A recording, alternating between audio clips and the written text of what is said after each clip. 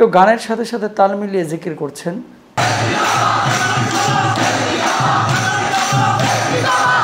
কেউ বা লাঠি হাতে নিয়ে নেচে নেচে জিকির করছেন, আবার কেউ বা দেখা যাচ্ছে ক্ষেত খামারে কাজ করলে যেরকম অঙ্গভঙ্গি থাকে সেই রকম অঙ্গভঙ্গি অনেকে প্রদর্শন করেন জিকিরের মধ্যে। আজকে ইসলামের ক্ষতি বিধর্মীরা যতটা না করছে তার চাইতে বেশি কিন্তু করছে আমরা মুসলিমরা।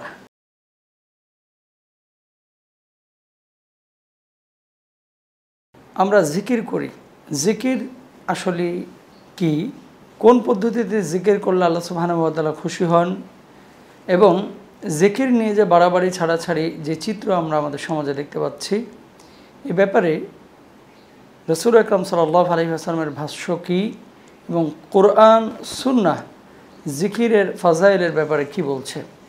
তো আমরা সে আলোচনায় যাওয়ার আগে শুরুতেই বলি, আমাদের বাংলাদেশে জিকির নিয়ে বর্তমানে ইউটিউবে, ফেসবুকে, বিভিন্ন মাধ্যমে আমরা বিভিন্ন ধরনের অ্যাক্টিভিটিস আমরা ফলো করি, খেয়াল করি। কেউ গানের সাথে সাথে তাল মিলিয়ে জিকির করছেন,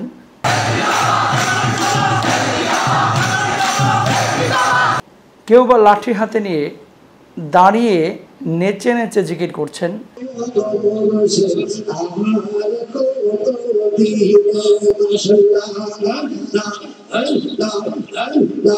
আবার কেউ বা দেখা যাচ্ছে ক্ষেত খামারে কাজ করলে যেরকম অঙ্গভঙ্গি থাকে, অর্থাৎ কোদাল দিয়ে একজন মাটি কাটছে সেই রকম অঙ্গভঙ্গি অনেকে প্রদর্শন করেন জিকিরের মধ্যে।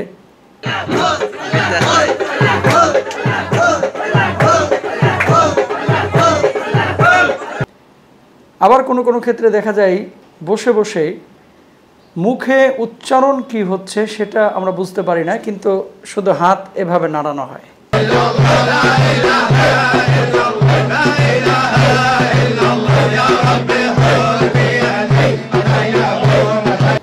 আবার অনেক সময় এমনটাও দেখা যায় যে জিকিরের নামে এমন তামাশা করা হয় যেই তামাশাগুলো সত্যিকার অর্থেই ইসলাম বহির্ভূত একটি বিষয়, যেটা কোরআন সুন্নাহে কোথাও স্থান নেই।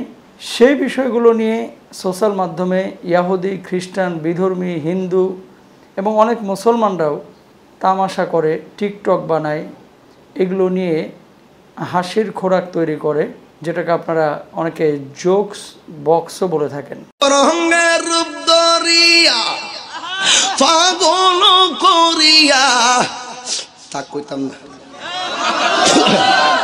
না সোয়ালে তো আমার গান গাই বাদ দেই বলে আমরা বলি তুমি খেয়ে শুয়ে যাও, নোয়াখালী রাখায় তুই খাই হতি যা, তুমি এখান দিয়ে এসে ওখান দিয়ে যাও, রাখায় তুই ইয়ান দিয়ে হ্যান দি যা। আবার ফেনিওয়ালারা ফেনিরে ডাকে হেনি, কি ডাকে? যখন বউ লইয়া আমার বাড়ির সামনে দিয়া রঙ্গ কইরা হাঁটতে যায়, ফাটতে যায়, চিড়ে যায়, তালি দেওয়ার কোনো বুদ্ধি নাই। তা আসলে এই সমস্ত বিষয়ে ইসলামী শরীয়তের দৃষ্টিভঙ্গি কি এবং জিকির আমাদের কিভাবে করা উচিত। আজকে ইসলামের ক্ষতি বিধর্মীরা যতটা না করছে তার চাইতে বেশি কিন্তু করছে আমরা মুসলিমরা, এবং মুসলমানদের মধ্যে সাধারণ মানুষ ইসলামের যা ক্ষতি করছে তার চাইতে কম ক্ষতি কথিত কিছু আলেম ওলামা কিন্তু করছেন না। অর্থাৎ সাধারণ মানুষ ইসলামের যা ক্ষতি করছে তার চাইতে অনেক বেশি ইসলামের ক্ষতি কিছু আলেম ওলামাও করছেন সমাজে। স্পেসিফিক কারো নাম ধরে আমি বলছি না, তবে যারা এই কাজগুলো করছেন, প্রথমত কোরআন সুন্নাহে তো এই সমস্ত বিষয়গুলো জায়েজই নেই। দ্বিতীয়ত এই সমস্ত বিষয়গুলো যেগুলো নিয়ে ট্রলবাজি হচ্ছে, যেগুলো নিয়ে টিকটক বানানো হচ্ছে এবং যেগুলো দৃষ্টিকটু, আমাদের সমাজের কিছু মানুষ যারা একটু সৃজনশীল চিন্তা করে তাদের কাছে এই বিষয়গুলো প্রশ্নবিদ্ধ হয়ে দাঁড়ায়। আদৌ কি ইসলামে এমনটা আছে? জিকির করতে করতে ফাল দিয়ে তাঁবুর উপরে উঠে যাওয়া, বাসে উঠে যাওয়া, গাছে উঠে যাওয়া, অথবা লাঠি নিয়ে শুধু ইশারা করা, অথবা আল্লাহ আল্লাহ শব্দ উচ্চারণ না করে এই যে এই ধরনের আওয়াজ করা, এগুলো কি আদৌ আল্লাহ রাসূল করেছেন? যারা করছেন তাদেরকে আপনারা জিজ্ঞেস করেন তারা কি বলে। সাহাবী রিদওয়ানুল্লাহি আনহুম আজমাইন কেউ কি করেছেন? অথচ আল্লাহ সুবহানাহু ওয়া তাআলা পবিত্র কোরআনুল কারীমের মধ্যে কি বলছেন খেয়াল করুন। ওয়াযকুর রাব্বাকা ফি নাফসিক, যে তোমরা তোমাদের রবকে আন্তরিকতার সাথে তোমরা কি করো, স্মরণ করো। তাদাররুআন ওয়া খিফাতান ওয়া দুনাল জাহরি বিল গুদুবি ওয়াল আসল, কিভাবে? বিনয়ের সাথে, নমনীয়ভাবে, নিঃশব্দে, ওয়া দুনাল জাহরি বিল গুদুবি ওয়াল আসল, এমন কর্কশভাবে আল্লাহকে ডেকো না, স্মরণ করো না যেটা খারাপ, দৃষ্টিকটু। কখন? সকালে এবং সন্ধ্যায়। আর এই সমস্ত কাজগুলো অর্থাৎ আল্লাহর জিকির যারা না করবে এবং উদাসীন হয়ে যারা চলাফেরা করবে, তারা আসলে আল্লাহ সুবহানাহু ওয়া তাআলার পছন্দনীয় বান্দাও না, যেমন তদ্রূপভাবে তারাও আল্লাহর পছন্দনীয় বান্দা না যারা জিকিরের নামে তামাশা করে, ইসলামকে খাটো করে, ছোট করে। যে আমল আল্লাহ রসুল করেন নাই, সাহাবিরা করেন নাই, তাবেঈন করেন নাই, সেই আমলটাই তো বিদআত। সওয়াবের নিয়তে যদি আপনি করেন সেটাই তো গুমরাহি। নিশ্চয়ই আপনার চাইতে, আমার চাইতে সাহাবীরা আল্লাহ রসুলকে বেশি ভালোবেসেছেন। তো আল্লাহ রসুলের সাহাবীরা যদি না করেন, নবীরা যদি না করেন, পরবর্তী জামানার তাবেঈন তারা যদি না করেন, আর যেখানে সুস্পষ্টভাবে আল্লাহ তাআলা বিনয়ের সাথে, নিঃশব্দে, কর্কশতা অবলম্বন না করে আল্লাহকে স্মরণ করার কথা আল্লাহ তাআলা বলেছেন, সেখানে আপনি কেন এভাবে আল্লাহকে স্মরণ করছেন? এবং এই যে শব্দগুলা, যেখানে আল্লাহ রাসূল সাল্লাল্লাহু আলাইহি ওয়াসাল্লাম বলছেন আল্লাহর কাছে 4টা বাক্য হচ্ছে সবচেয়ে পছন্দনীয়, আল্লাহ রাসূল বলেছেন। 1 নম্বর হচ্ছে সুবহানাল্লাহ, 2 নম্বর হচ্ছে আলহামদুলিল্লাহ, 3 নম্বর হচ্ছে লা ইলাহা ইল্লাল্লাহ, 4 নম্বর হচ্ছে আল্লাহু আকবার। এই 4টি বাক্য আল্লাহর কাছে সবচেয়ে পছন্দনীয়। এবং আল্লাহ রাসূল এটাও বলছেন আফদালুয যিকরি লা ইলাহা ইল্লাল্লাহ, অর্থাৎ এই বাক্যটি উচ্চারণ করা, লা ইলাহা ইল্লাল্লাহ, সবচাইতে পছন্দনীয়, উত্তম, ফজিলতপূর্ণ জিকির। আল্লাহ ছাড়া কোনো ইলাহ নেই। রাসূল আকরাম সাল্লাল্লাহু আলাইহি ওয়াসাল্লামের উপরে কোরআন নাজিল হয়েছে, আপনারা সকলে জানেন। সূচনাটা কোথায় হয়েছিল? হেরা পর্বতে, এটাও আপনারা জানেন, তাই না? দেখেন, প্রকাশ্যে জনসম্মুখে যে সমস্ত ইবাদতগুলো করা হয়, এর চাইতে গোপনে, নিঃশব্দে, জনমানবহীন এলাকায় যে ইবাদত করা হয় সেটা অনেক অনেক গুণ অতি উত্তম, বেশি উত্তম। জনসম্মুখে আপনি যে ইবাদত করছেন এর মধ্যে অনেক সময় রিয়া চলে আসতে পারে, লৌকিকতাও চলে আসতে পারে আপনার অজান্তেই। কিন্তু যখন আপনি ইবাদত করবেন রাত্র 2:30টার দিকে, 3টার দিকে, আল্লাহর স্মরণে নিজের চক্ষুকে আপনি শীতল করবেন, আপনার অন্তরকে শীতল করবেন, তখন কিন্তু সেই সম্পর্কটা, সেই ইবাদতটা হবে বান্দা এবং আল্লাহর মধ্যে, এখানে কেউ দেখছে না। তা আমরা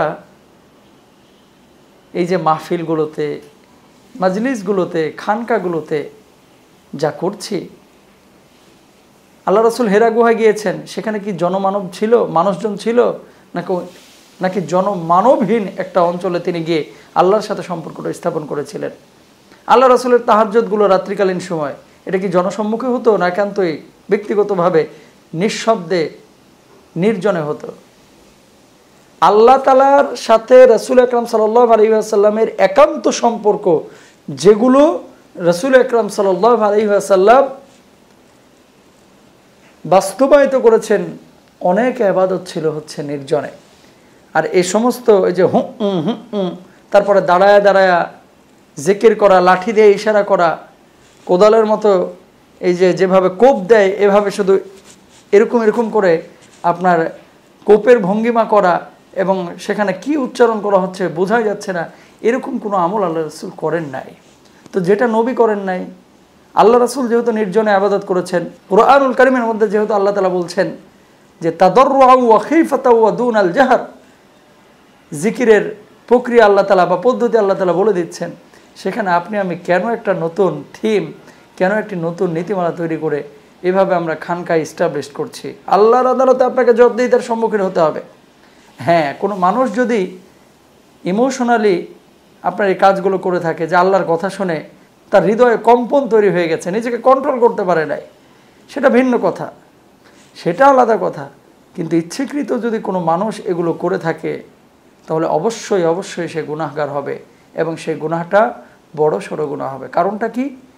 এখানে ইসলামের ক্ষতি হচ্ছে।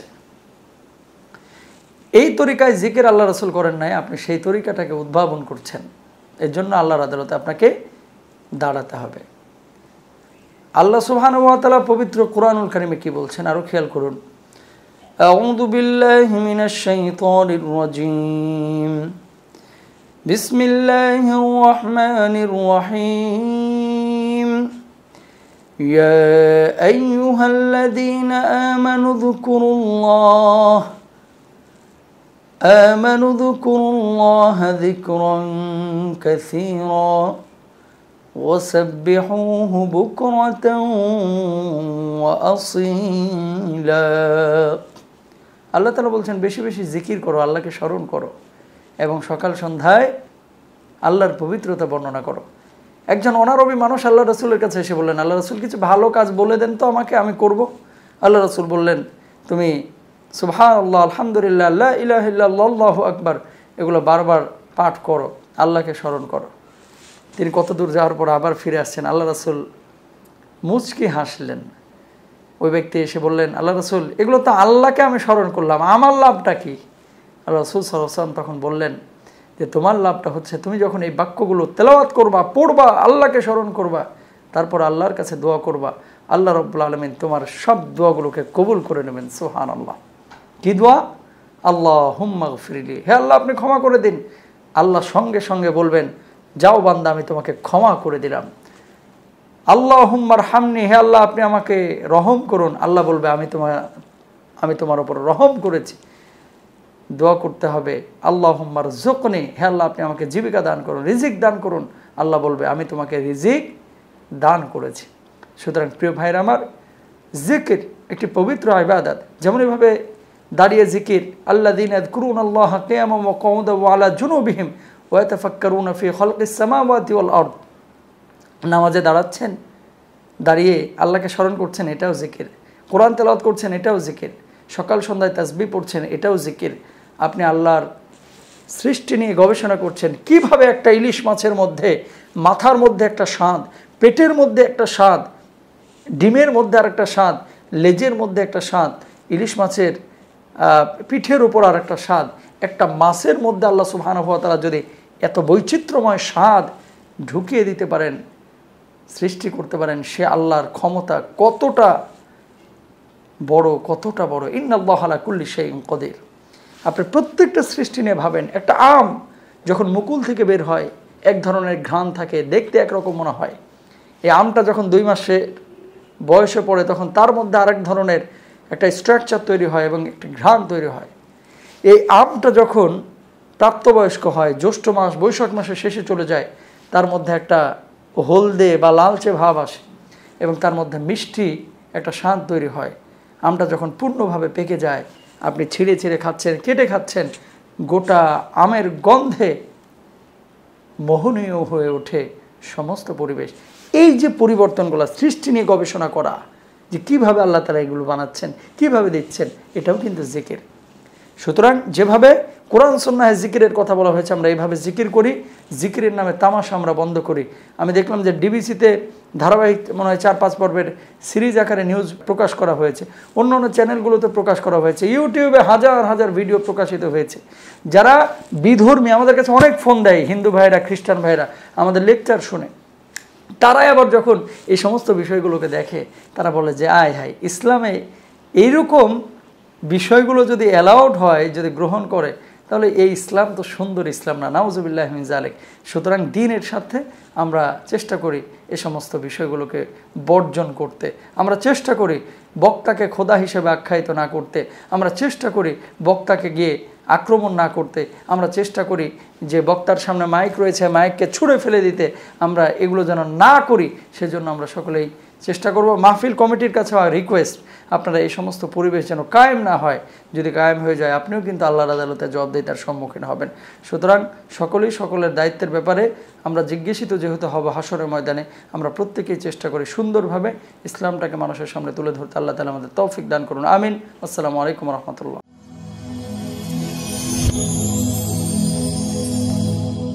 Rose TV 24.